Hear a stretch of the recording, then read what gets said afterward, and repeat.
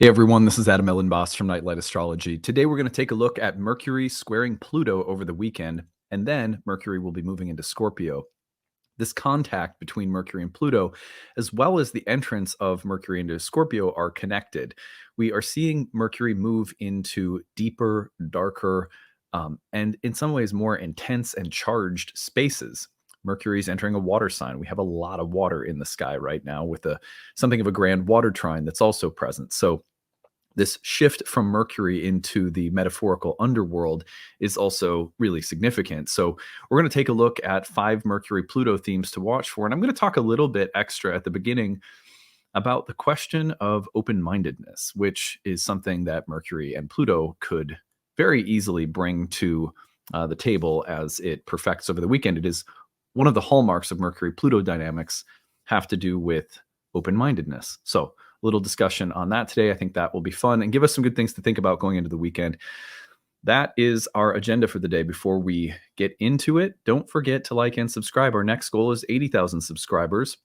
We're going to see if we can get there by the spring equinox. That gives us between now and the spring equinox to try to get all the way to the 80,000 mark. I think that's a reasonable goal. And so let's see what we can do. Thank you all for listening. And if you have not yet subscribed and listen regularly, it's much appreciated. It's free to do so. It helps us grow our business and community. You can find transcripts of any of these daily talks on the website, nightlightastrology.com. And reminders. So you have let me just check my little calendar here. You have just until next Tuesday to take advantage of the pre-registration sale for the upcoming class, Ancient Astrology for the Modern Mystic, our one-year program, which begins on November 16th. Check it out under the courses. Go to first year course. If you are absolutely brand new, you could also start with the beginner's course, which is a recorded program that we released at the end of the summer. But anyway, at the bottom, you will find the pre-registration sales are available until next week. So you just have some days left to take advantage of these prices. There's also need-based tuition assistance if you're someone who could use a little help to make this class happen. You're on a fixed or limited income. We understand that everyone has a different circumstance. We want to make sure that people aren't priced out of studying a sacred subject like astrology. So please do take advantage of that need-based tuition if it's something that might help you fulfill a dream of studying astrology at a deeper level.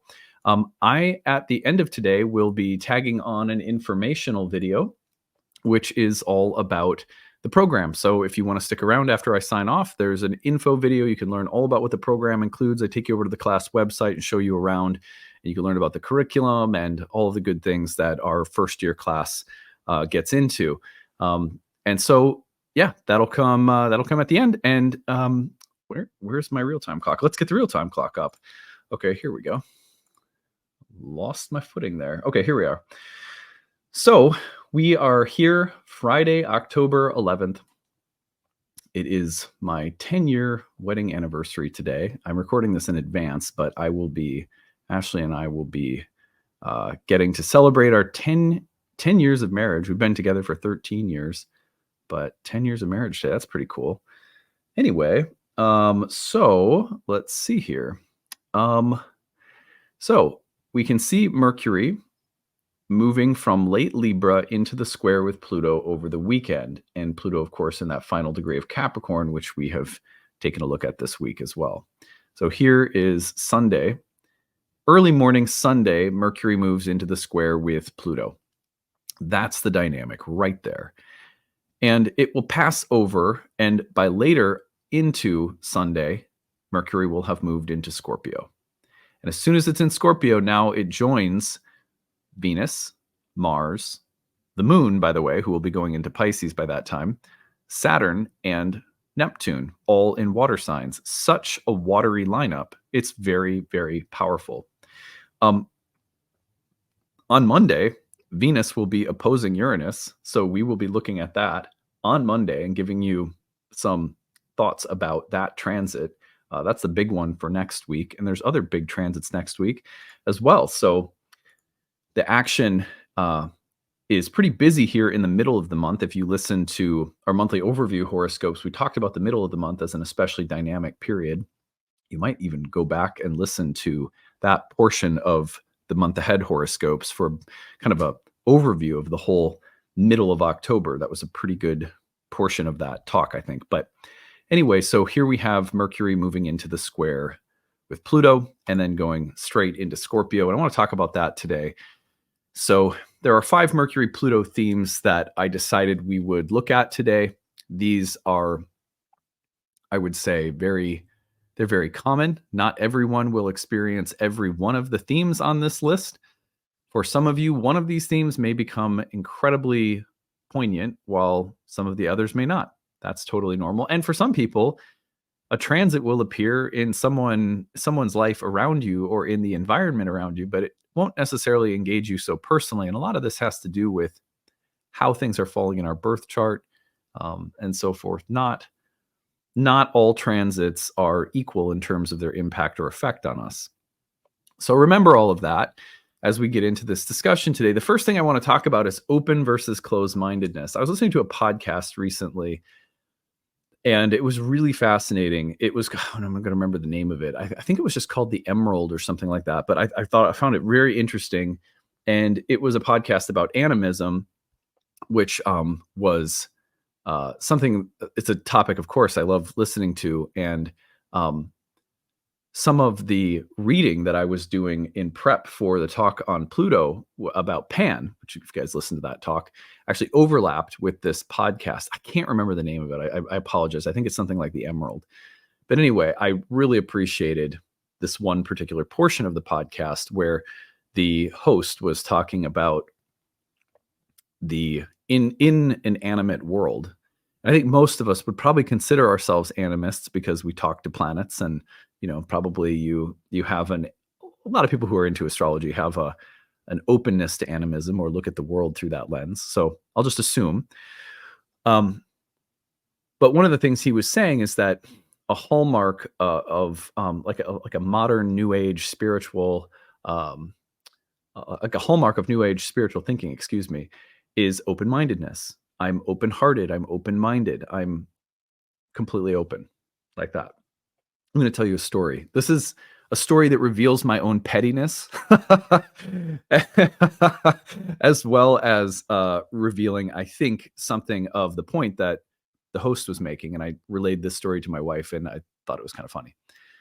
Okay, so when I was in New York City, there was a period of time where I was single and had a lot of very interesting and memorable dating experiences in New York City. Just because here's the thing is it's like the Wild West. It's like New York City is like the bar from Star Wars, where all the crazy alien creatures are, and and I'm one of them, but it's just I'd never had a more interesting time like in dating. And I had some crazy stories, like just crazy stories. I'll tell you one story really quick here. So, and there's a point I'm going to make. So I had a date one time with a woman who rode a motorcycle, and it was a first date. So it was, just nothing spectacular, just basically getting to know someone. But anyway, I was saying goodbye, and she got on her motorcycle, which she had parked, and drove down the street. And I kid you not, this was a gigantic like sewer rat came bursting across the street in front of her motorcycle, and she tried to avoid it. And this was just like right in front of my eyes, like a block down the street after she left. She tried to swerve to avoid it and like totally crashed and like broke her ankle. So this first date, I ended up, going to the emergency room with this person and being there like all night and talking. And we didn't end up dating. We were just friends. But I thought that it was, it was just like, that's the kind of shit that happens in New York City. It was just wild. All the dating stories from New York City were very interesting. Interesting people, so that portion of my life is sort of like this funny, like these funny memories until I met my wife, and then I was a goner. But anyhow, so what's funny is that, so I went out one time with a woman from there was a connection through a yoga community. And we sat down. This is my first time meeting this person. And she put her hands on the table and she was like, "Put your hands on the table." I was like, "What the fuck?" I was like, "What are you doing?" So I put my hands on the table. She was like, "Let's just look at each other." I was like, oh no. Oh no, it's one of these people. And of course, I told my wife this story a million times. So we're listening to this podcast and I relay the story because I had this very uncomfortable experience where she wanted to like mind meld or whatever the hell. So she was like, let's just look at each other and breathe. Oh, I was like, get out of here. So, so anyway, I mean, like, I'm not opposed. Like, if I'm in some kind of workshop setting, it's a little bit like there's a container and I know what's coming, and I can eye gaze, I can do that. But anyway, um, so I had to stop and I had to go, you know what? I'm a little I'm a little uncomfortable with this. And then I proceeded to get this like sermon about openness. And dude, I was like, okay, well, there's no second date for you. First of all, and second, you're a little crazy. And three, I gotta find like a tidy, nice, polite way of getting the fuck out of here. It's like enough. You can so I got like I got like a yogic sermon spanking about not being open enough. And I was like, you know what? I told her, I was like, I work with psychedelics regularly in ceremonial settings, and like it's there's a value in being open, and there's also a value in being boundaried. And like I don't know you, I'm just meeting you, and it's uncomfortable for me in the first 3 minutes to sit here and do this. And it like so I had to like set a boundary and explain myself, and then I got preached at, and then we awkwardly parted ways. Oh, it's still just one of the best stories ever. So anyway, only because I just remember my horror that this was happening, and that I was like, oh God, this is not like, and I'm an open person, but geez, let's take our time here. Take me to dinner first. So, so anyway, um, and what I so appreciated about my wife is that when I met her, for as open-hearted and minded as she was as a yoga teacher, she's very well boundaried, and I think that's something that is at work here in this transit. So it's a long story, but let me get back to the point. In this podcast, the gentleman was talking about the animate world, and he was like, the thing about the animate world is that it doesn't work so well alongside of like the overly naive, optimistic gospel of open-minded, open-heartedness. It's not that you shouldn't be open-minded or open-hearted. It's that your heart has like a gate, and you open the gate and you close the gate, and you open the mind and you close the mind depending on the circumstance and surrounding.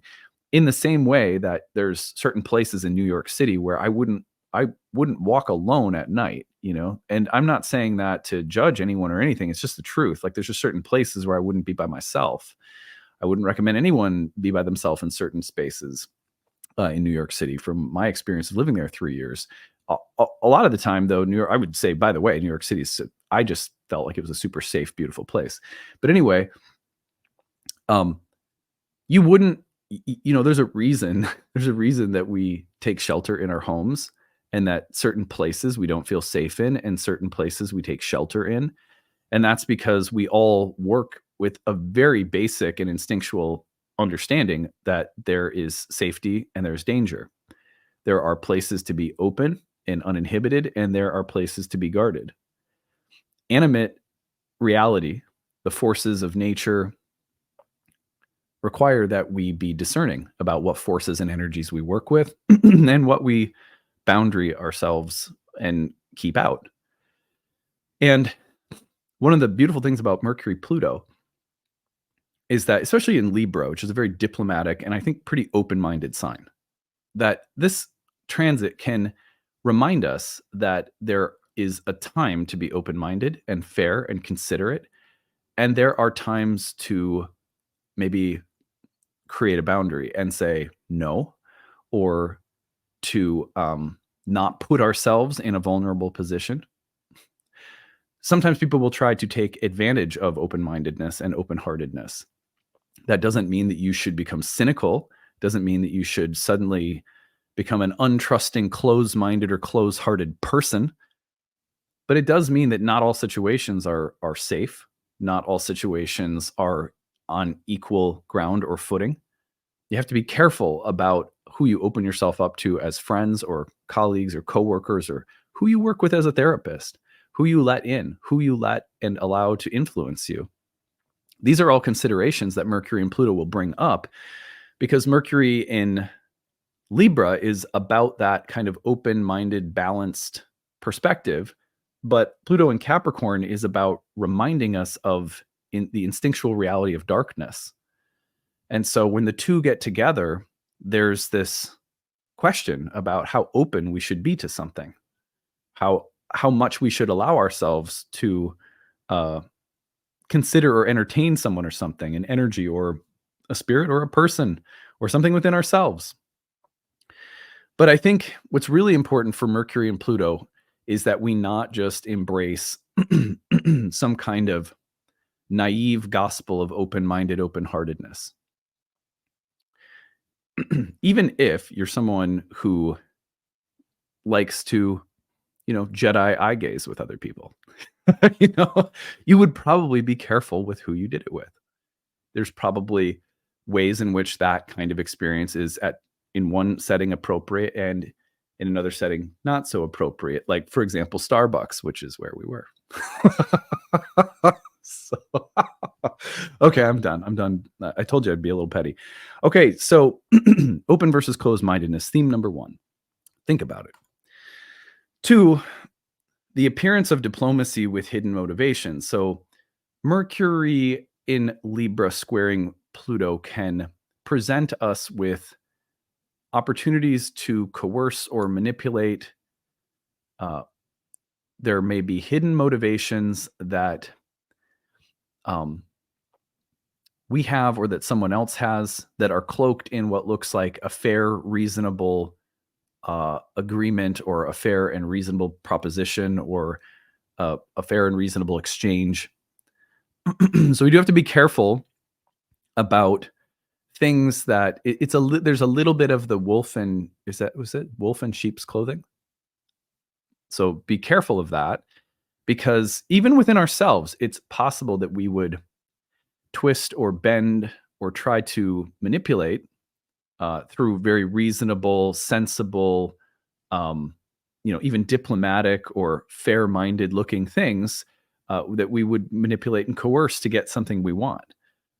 So you have to be careful of what hidden motivations are. Use your instincts. Don't just listen to the reasonable, sensible, intellectual level of things. Feel into it with Mercury, Pluto in these positions.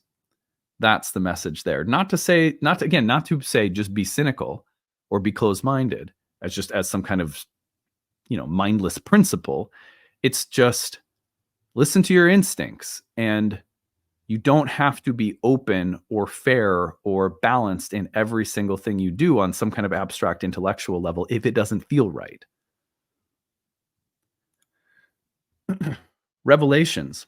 So the revelation, by the way, people always get the last book of the Bible wrong. They say revelations, plural.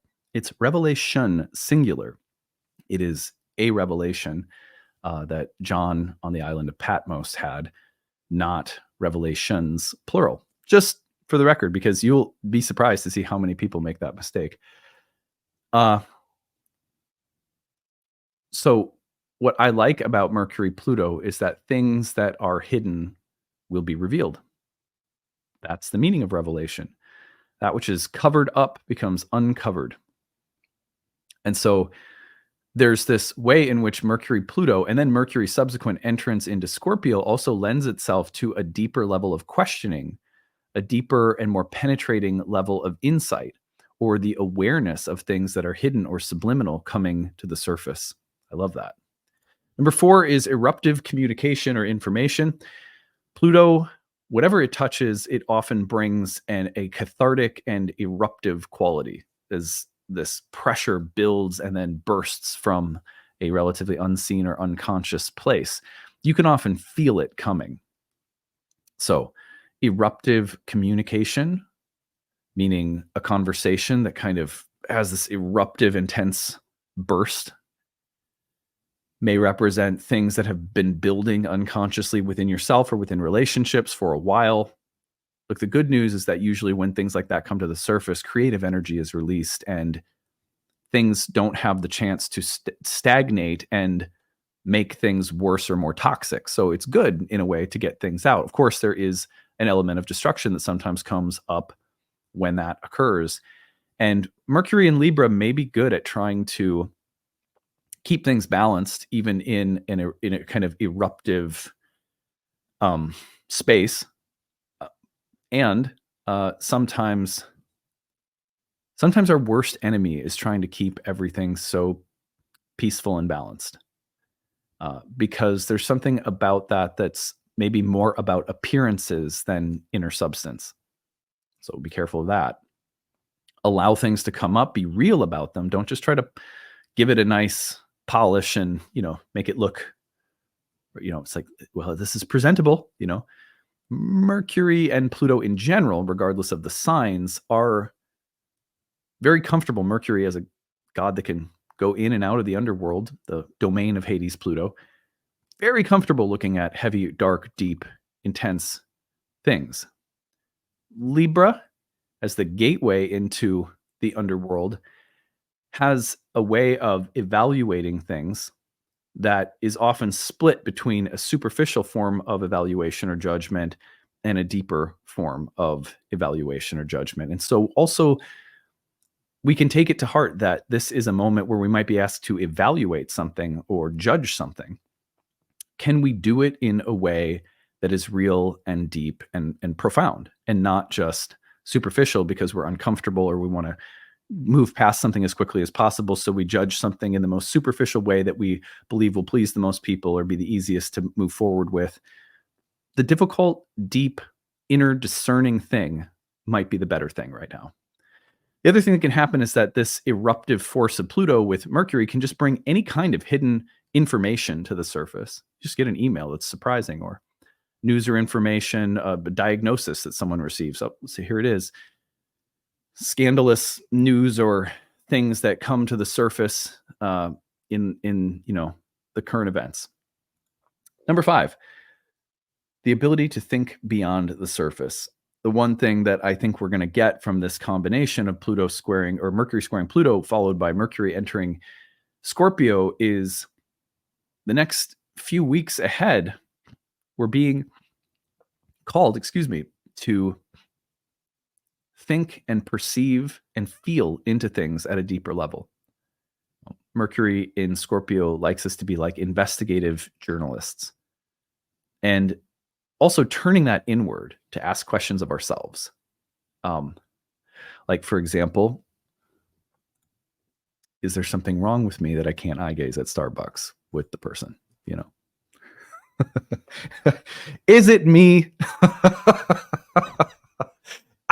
I'm sorry. I did my best. So, yeah.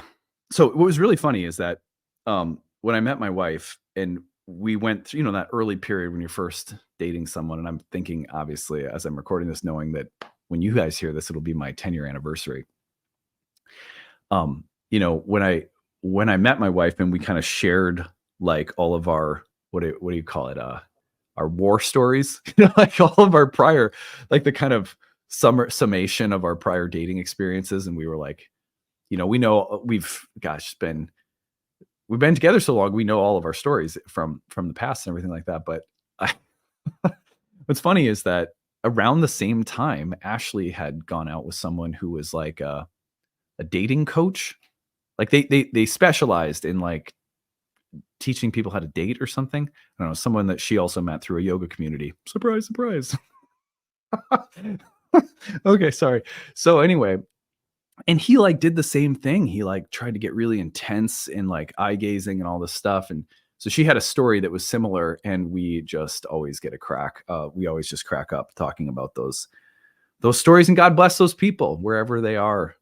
eye gazing into infinity with someone delightful. I have no doubt. So, um, you know, I want to say, like, just because, you know, I know that a lot of friends, family members, and Ashley watch my videos sometime. And like, to me, the best thing about, because I've seen thousands and thousands of clients. And one of the things that I've seen repeatedly that I know a lot of people struggle with out there is feeling alone in their interest in spiritual subjects within a marriage.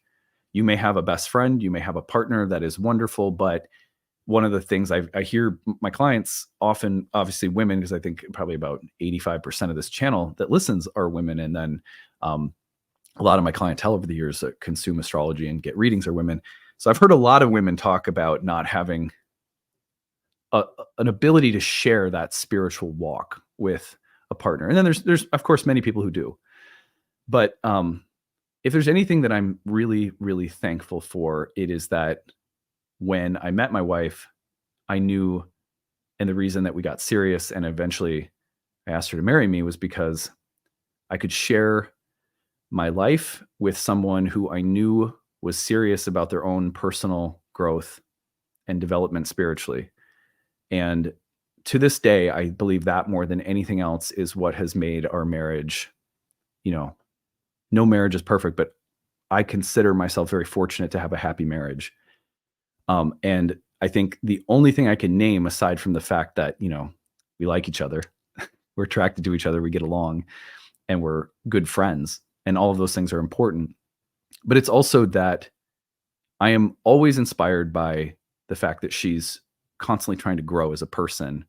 And I know that the fact that I'm doing that as well is inspiring to her. And because of that, we have something deeper that we share. And so, like, today, I just wanted to say that because I'm kind of just feeling so thankful that I have a spiritual best friend and partner in life. And if there's any advice I have for people out there who are, because I've gotten this question so many times, for people who are dating and, you're out there trying to figure out, who might I end up with, or who would be the best fit for me, or something like that. The thing that I would prioritize that I see people struggle with a lot is, make sure that the person that you connect with has an inner life, whatever that looks like, just an inner life where growth and personal growth is important, because it probably is important to you if you take in stuff like astrology. And for all those people out there who are struggling because, maybe that's not a part of your relationship, the advice that I found most effective is to just make sure that you have friendships and places where that you have an outlet for that, because otherwise it will end up placing so much pressure on a spouse who you may be perfectly compatible with, but you just don't share this one thing. So it's make sure you have outlets for that, because I think a lot of people can end up coexisting. If you don't share spirituality or astrology or whatever with a partner, you can still coexist in my experience, as long as you make sure you take care of yourself and have healthy outlets and friendships and community for those purposes. And then, it takes some of the pressure off from the marriage to have to fulfill that if, a spouse just isn't naturally interested in those things, which doesn't make a spouse or a partner a bad person, right? So, okay, I'm getting sentimental and going off the deep end. So anyway, hope you guys have a great day today and a great weekend, and we will see you again next week. Stick around after I sign off for a little information about the upcoming Year 1 program. I would love to see you in classes. Studying astrology in depth at Nightlight is a healing and really profound experience. And so I hope to see some of you in class soon. All right, bye. Hey, everyone. I'm glad that you're sticking around to hear more about the Year 1 program that's coming up. The program starts on November 16th of this fall, and I am here today to tell you all that the program includes and why I think you really like it if you're thinking about studying astrology. So a few practical details about the course as well. The class begins November 16th, as I mentioned, but it takes place on Saturdays from 12 to about 2 or 3 p.m. Eastern Time. So that's 11 to 2 Central, and typically classes are about 2 hours long. Sometimes they run over with Q&A and discussion, but you can always plan for about 2 hours and you won't miss any of the actual lecture content for the day. You may have to duck out a little early if Q&A or discussion is extending. Sometimes it does, which is why we say between 2 and 3 hours, but typically it's around 2. All of the classes are recorded, so if you can't attend live, you are more than welcome to watch the recordings at your own pace and on your own time. You have lifetime access to the recordings, and everything is housed on a student website. I want to actually give you a just a little preview of what that student website looks like. So I am going to open up my own version of Thinkific, which is the platform that we use. So here's are some of my courses. These are all the Nightlight courses I teach. You can see on the page.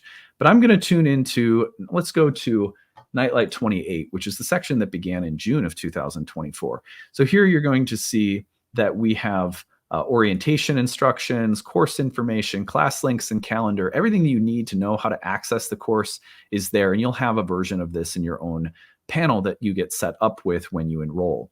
And then our lessons are laid out. So lesson 1, we have the video, the audio, the slides, the transcript. We have the Q&A box transcript so you can see what people were saying in the chat box during class. We have flashcards. We have a workbook. We have planet and sign glyph flashcards. We have bonus material, videos that we like from YouTube that we link you to. Say, check this video out, check that video out. They go along with some of the things we talked about in class. So every lesson has material for you to go as far as you want with, but the main thing is the video, audio, slides, transcript, etc.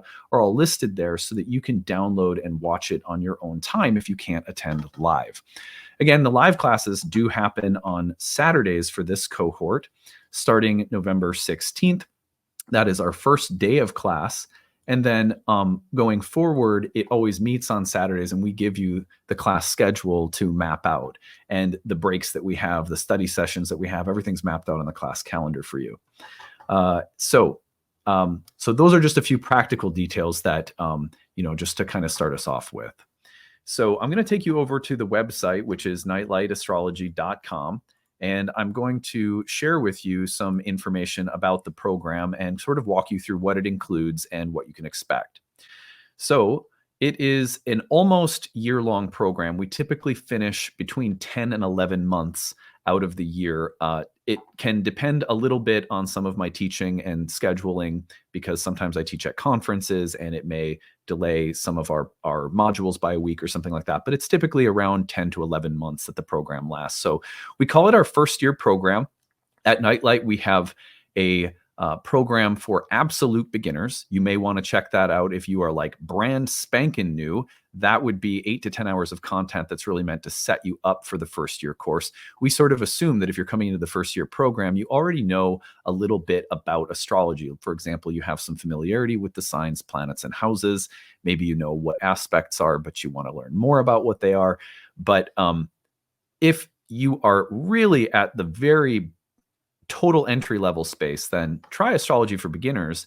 And when you take that, you could do that right away and then join the first year course in November, and you'd be perfectly set up for it. But anyhow, in this program, over the course of about a year, we work through 30 lessons that I lead. And those lessons are all 2 to 3 hours each, including lecture, a little break, and a Q&A portion where we open up for people to come on mic and camera and ask questions and have an interactive discussion about the material for the day. The program is broken into modules that cover a variety of topics in ancient Hellenistic astrology.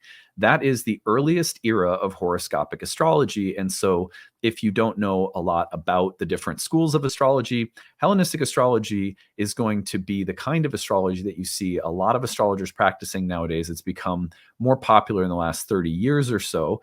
And that is due to the fact that a lot of ancient texts with some of the original techniques of horoscopic astrologers were recently translated into the English language, and it's created this renaissance in terms of the use of ancient approaches to astrology. I have a background in modern psychological, archetypal, and evolutionary astrology, and so of course I bring those things to the table, but the course is primarily focused on the excavation of ancient techniques and the spiritual philosophy that ancient astrologers also espoused. The closest thing that I can tell you to what that looks like is, ask this question: do you resonate with the philosophy that you hear me take on my YouTube channel? If so, then you're going to love this course in terms of its philosophical and spiritual approach, because the spiritual approach to astrology that I teach is really at the heart of the program. And that's a big part of my life. I approach astrology from a spiritual standpoint. It doesn't belong to one religion or one particular school of thought, but you will hear me talking about things like the soul, the belief in the transmigration of the soul. You'll hear me talk about the need to be soul-centered in our client approach to counseling in astrology. You'll hear me have an appreciation for psychological dimensions of astrology, but also ancient astrology is really very, very good at developing your predictive capacity. We talk about what kinds of predictions are appropriate, how to make appropriate predictions, how to be the right kind of astrologer for our clients without inducing any fear. So there's a lot of care that goes into the development of this craft. But ancient astrology is really amazing when it comes to honing your predictive abilities. And then what you'll find is in this program, there's also a pretty significant emphasis on the psychological dimensions and client care. Anyhow, we go into the roots of ancient Hellenistic astrology and its techniques in this program, and the 30 classes are broken into modules. We work through the history and philosophy. We work through planets, houses, signs, aspects, essential and accidental dignities. And then we get into approaches to the delineation of natal charts. And then at the end of the program, almost a third of the program is dedicated to live client readings, where you're going to see me meet with a person and apply what we've been studying for an hour-long reading. We take a break, we come back, and then we workshop. How did I do that? Why did I make these choices? How did I handle this or that came up in the reading? And it becomes easily the favorite part for most students of the entire program, because by that point, you've got so much theory that you're really ready to see it put into action. We alternate those live client practice sessions with hands-on practice, where students get to bring chart questions into class that we work on. And that's also something that most people really love. A lot of people will look at the curriculum and say, well, I already know planets, houses, and signs and aspects and dignities. But not if you haven't studied Hellenistic astrology, because the approach that ancient astrologers had to these topics is vastly different from the approach that modern astrologers take. So you will be, in a sense, relearning basic things in a brand new way. And I think a much more enriching, deep, and philosophically clear way. It's really nice to know the why behind things. This program and Hellenistic astrology in general is very good at helping you understand the why behind everything that we do. Also, it's really important to participate when you study astrology in a living lineage. So one of the reasons I don't let people jump ahead to my second or third year programs is because I want you to be entrained to a lineage, a particular way of doing things that comes from an astrologer who has a very living, busy, active practice and who has had teachers themselves. I think that's important for astrological learning. That's the model that my own learning take, and so that's what I really want students to take away from my programs. Anyhow, so all of that aside, the second year program focuses, after we build our understanding of the basic delineation techniques of birth charts, in year 2, we move into timing techniques, which is all about when the karma of a birth chart is going to be active and expressing itself throughout the course of a lifetime. That's year 2. Year 3 focuses on the development of counseling skills at a much deeper level. And then we also have a 1-year horary program, which is about the development of a very specific predictive technique that can be a really amazing tool to add to your kit. That is 4 years worth of training programs that we have. However, I want to mention that many people take our classes just for the sake, purely for the sake of their own personal growth. Taking these programs is very much like being taught how to utilize a technology that for yourself will be deeply useful for the rest of your life, and maybe for close friends or family members around you. Many people come through our programs taking that benefit away and will study through all 4 years of our programs with no intention of being professional. This is their hobby. This is a spiritual tool that will have it will pay dividends over a long period of time. However, many people without the intention to practice come into our courses and discover that they're actually good at it and may end up reading for other people part-time. And then there are students who are deeply, intensely motivated to practice for other people. And it is not that our programs really make those people successful. Our programs contribute to your development, but it really is that some people have a calling to practice professionally. And these programs are designed to give you all the tools you need to develop that confidence and to develop a really coherent set of tools and to entrain yourself to a lineage, which you can also develop your own unique style out of. So those are some of the, the kinds of people that take our programs, you might say.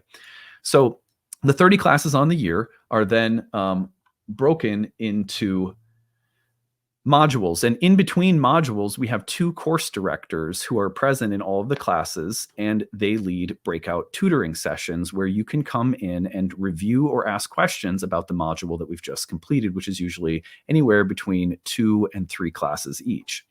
So those breakout study sessions led by our tutors are outside of the 30 classes and very useful. A lot of people like to attend those because they also offer opportunity for community and just lively conversation. We also have 12 online webinar classes led by guest teachers that we host throughout the year. Those are free, and if you can't make them live, they're all uploaded into your student folder. You also have an interactive group forum discussion staffed with tutors who typically respond to questions that you have about the material within 24 hours. So if you can't attend a tutoring session or you just have a random question on a Tuesday night, you can pop it in there and you'll get an answer. We also have a ton of bonus material, optional quizzes, flashcards, tons of supplemental material that is there to help people go as deeply as they want. We have a reading list that is expansive. And that reading list, we don't expect anyone to accomplish. It's more so a resource that we give you saying, here, if you want to know all the things I've read, if you want to know all the things that I love, if you want to know all the things I recommend, here's a master list of everything for each lesson. You could go, PhD level if you wanted to and read thousands and thousands of pages, or you might find that there's just one extra book that looks really interesting and you want to pick it up.